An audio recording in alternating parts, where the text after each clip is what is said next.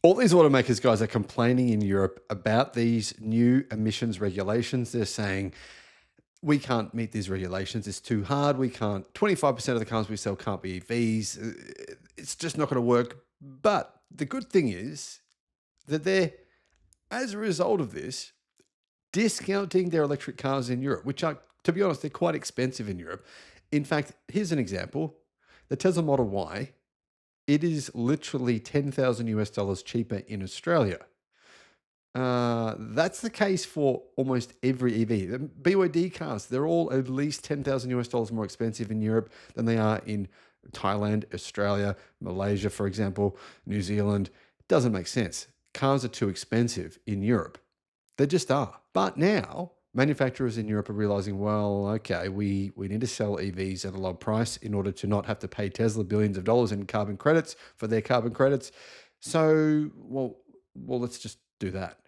Now there's two EVs that cost way under $20,000, and they're actually pretty good. Hello, my friends. Welcome to the channel. I'm Sam Evans. You're watching the Electric Viking. Great to have you with us. EV sales in Germany went down by 27% last year. The rest of the world was like, what the hell, Germans? What are you guys doing? Now, France is right next to Germany, and their EV sales didn't go down. Interesting.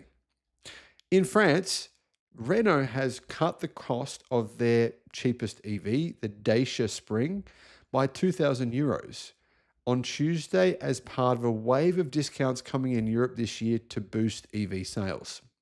Car makers in Europe are expected to rely on discounts to push more EV sales to help them meet tough new emissions rules in Europe.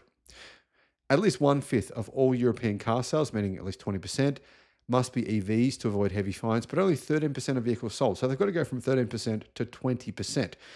But remember, that 13%, that includes some car companies who are 100%, like Tesla, MG, BYD, etc. Dacia, who is the region's leading low-cost EV brand and car brand, period, said it was dropping the entry price of its electric Spring model to 16,900 euros, closing the gap with China's Leap Motor. Now, Leap Motor is part owned by Stellantis.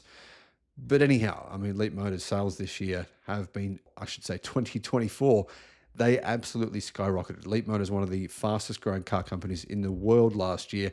It might have been the fastest. It was either them or Zeekr. The Chinese firm, which has a joint venture with Stellantis, recently cut the price of its T03 EV by 4,000 euros to 14,900 euros. So it's the cheapest EV you can buy in Europe. Well, the cheapest official. There are other imports that are cheaper than that. But the cheapest official EV you can buy in Europe is the Leap Motor T03. So 15,000 euros sounds like a really good deal. It is a really good deal. But in China, it costs, I think it's 10,000 euros. So, the price is still a lot higher than what they cost in China. The new Dacia Spring, obviously Dacia is owned by Renault, will be less powerful. It has a 45 horsepower motor compared with a 65 horsepower motor in the more expensive version. But these cars are just intended for city driving and dense city traffic in Europe. So it makes sense. Both versions use the same battery, which gives the vehicle 225 kilometers of range. So now you can get a European EV with 225 kilometers of range for 16,000 euros.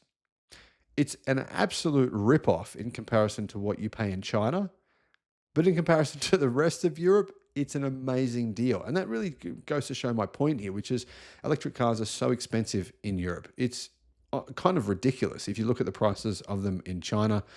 Look at the price of battery packs now. Battery pack prices have come down by more than 20% over the last 12 months, but the cell prices are down by 53%. Cell prices have just plummeted. So more EV manufacturers should be selling electric cars at prices that are comparable to internal combustion in Europe. They're not doing so, but that will change this year. This year, they have no choice. Renault, guys, Renault have been making some pretty amazing hot hatches. They've never made an electric hot hatch until now. This is the most expensive hot hatch ever, but it's also the most mental hot hatch I've ever seen. It's fully electric, and I want one of them. I think it's insanity, but I absolutely love it. Hello, my friends. Welcome to the channel. I'm Sam Evans. You're watching the Electric Viking. It's great to have you with us.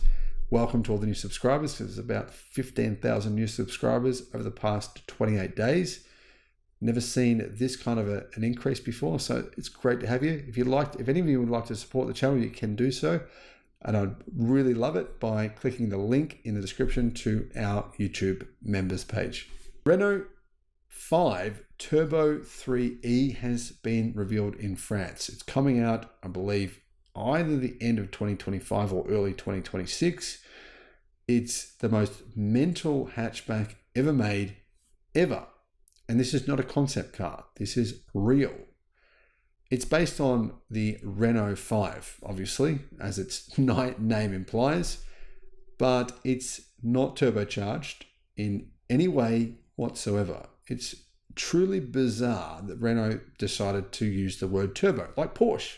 The Porsche Taycan Turbo. There are no turbos in the Porsche Taycan Turbo. When I said that, I don't know, a couple of years ago, Porsche people were emailing me, Porsche is allowed to call it turbo. People were really losing their minds. It was funny. People probably will now too, because I said Porsche, not Porsche. And someone lose their mind at me yesterday about me calling it Porsche, not Porsche.